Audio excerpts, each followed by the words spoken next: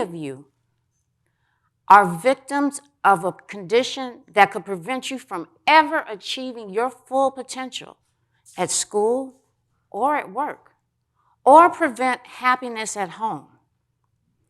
Associated with tragic outcomes, this problem receives very little attention. This hidden danger is low self-esteem. And what I've learned about low self-esteem could change your life. Self-esteem is our own belief in our value and worth. And low self-esteem is when we don't believe we have value. We think we don't matter and we don't count. We tend not to think about self-esteem as hazardous because we tend to think of it as what it is, a feeling, instead of what it's linked to, things like domestic violence and suicide. In youth, self-esteem often appears as anxiety and depression, or teen pregnancy and teen dropout rates. That's how it appeared in me. At the age of 13, I felt like I didn't fit in. Everybody was better, smarter, more attractive, with moms and dads that loved them.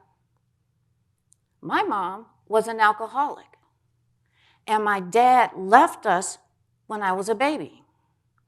And my stepdad was never around to protect us when we needed him.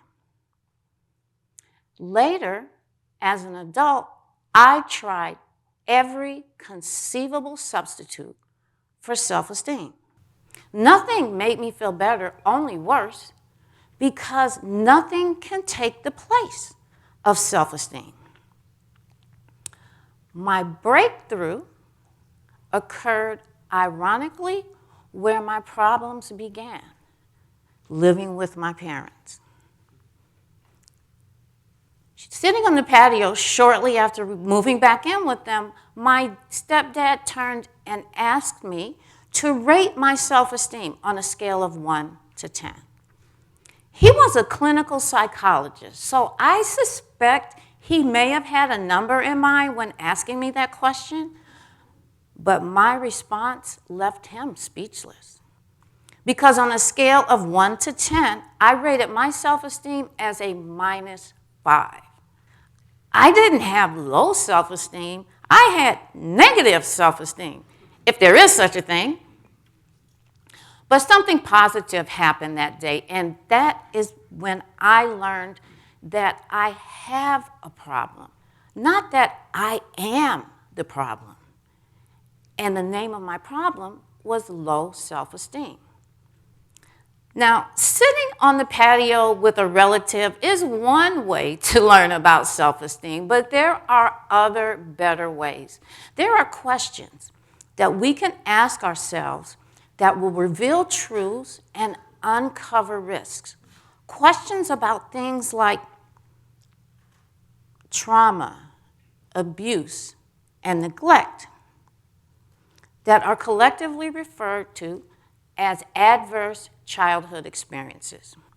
Learning about adverse childhood experiences is important because it helps us understand why we feel the way we feel. That's how I finally learned why I felt so bad for so long. Bad things had happened to me as a child. This matters because what happens to us when we are or were children holds the key to self-esteem. There's a lot to learn about adverse childhood experiences, but 3 numbers can help highlight key takeaways: 62, 0, and 100. The Centers for Disease Control reported that 62% of adults have at least one adverse childhood experience, one or more, with 20% having 4 or more adverse childhood experiences. That is a lot of damage. But the good news is that 0% of those of us who have adverse childhood experiences are doomed to remain in that same pain. As long as we're willing to grow and change, there's hope. And 100% of those who learn about adverse childhood experiences are likely to benefit. Why? Because they're better informed. Benjamin Franklin said it so well, knowledge pays the best interest. And that manifests for me when I conduct youth self-esteem workshops that kids volunteer to attend. In that safe forum, I ask questions about adverse childhood experiences, asking the kids to raise their hands when something applied to them, raising my own hand to show when I too shared their experience. Initially, I was a little concerned about discussing something as sensitive and potentially painful, but these kids are glad that somebody is asking these questions, somebody who shares their experience and has some suggestions to help. One of my biggest takeaways was learning that how I felt and what happened was not my fault. And that's the gift of knowledge that I can give to these kids. As you learn more about what happened, if necessary, seek the help of a mental health professional. They can help make sense of what happened and help craft a way forward.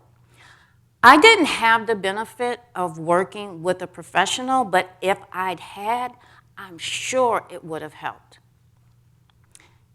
I'd like to share with you 3 things that I did that helped. And to help us remember them, let's think of them as HAA. Helping, achieving, and affirming. H is for helping other people. When I began helping other people, my self-esteem growth began. Doesn't have to be big. Could be something small. Helping someone with homework or a project at work. A smile and a kind word at the right time. Random acts of kindness built the foundation for my self-esteem. And it works wonders. And there's brain research that explains why.